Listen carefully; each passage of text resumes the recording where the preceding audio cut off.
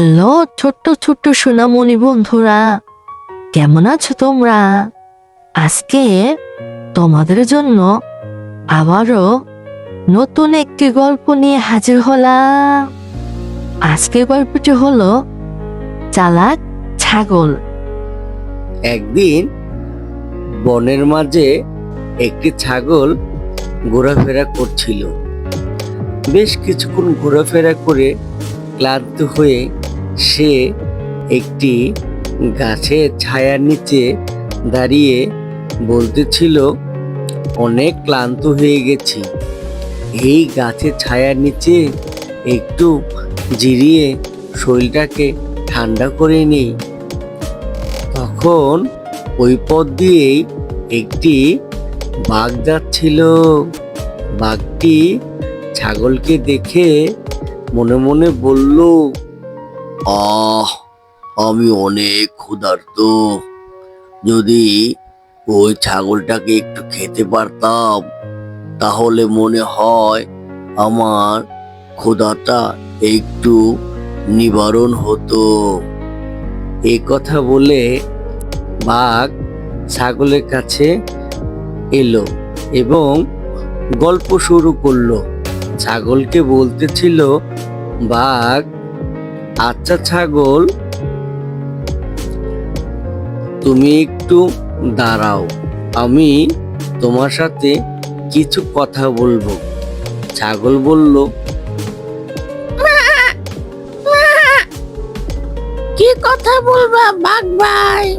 আমার শরীর অনেক ক্লান্ত, আমি বেশিক্ষণ দাঁড়াতে পারবো না, আমি বাসায় চলে যাব।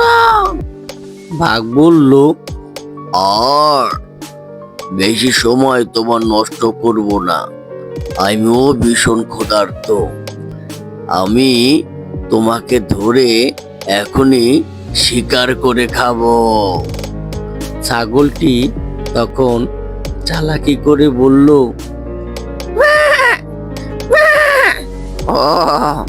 এই কথা, ঠিক আছে বাঘ মামা, তুমি তো আমাকে খাবে, তবে শোনো, আমি ওইখানে দূর প্রান্তে আমার বরকে রেখে এসেছি, তুমি আমাকে একা খাবে কেন? আমি আমার বরকে নিয়ে আসি, তুমি দুজনকে একসাথে খেও, তাহলে তোমার আর অন্তত এক সপ্তাহ খাবারের চিন্তা করতে হবে না। তখন বাঘটি বলল, তুমি কত ভালো, আমি শুধু তোমাকেই খেতে দিয়েছি আর তুমি আরো একটি ছাগল এনে দিবে।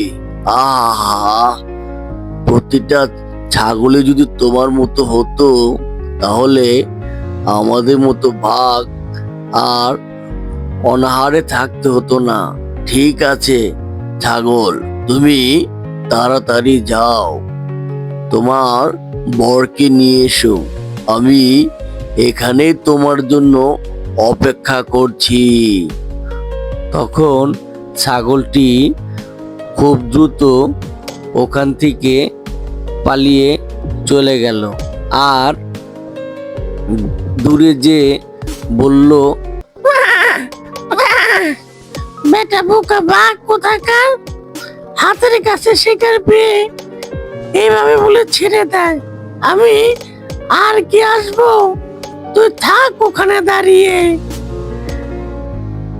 বাঘ অনেক সময় অপেক্ষা করার পরে তখন বলতেছিল, কি ভুলটাই না করেছি, ওই বেটা ছাগল মনে হয় আর আসবে না, আমি লোভ করতে যে আমও গেল ছালাও গেল, যদি একটাকেই ধরে খেতাম, দুটোর আশা না করতাম, এটাই ভালো হতো। এখন আর কি করার, ওই বেটা ছাগল মনে হয় আর আসবে না, যাই বাসায় ফিরে চলে যাই। বাঘ অতি লোভ করার কারণে সে একটা ছাগলও খেতে পারল না। অবশেষে অনহার থেকেই বাসায় চলে গেল। বন্ধুরা, আমাদের গল্পটি আপনাদের কেমন লাগলো? যদি ভালো লাগে অবশ্যই লাইক করবেন, কমেন্টস করবেন, আর নতুন হয়ে থাকলে সাবস্ক্রাইব।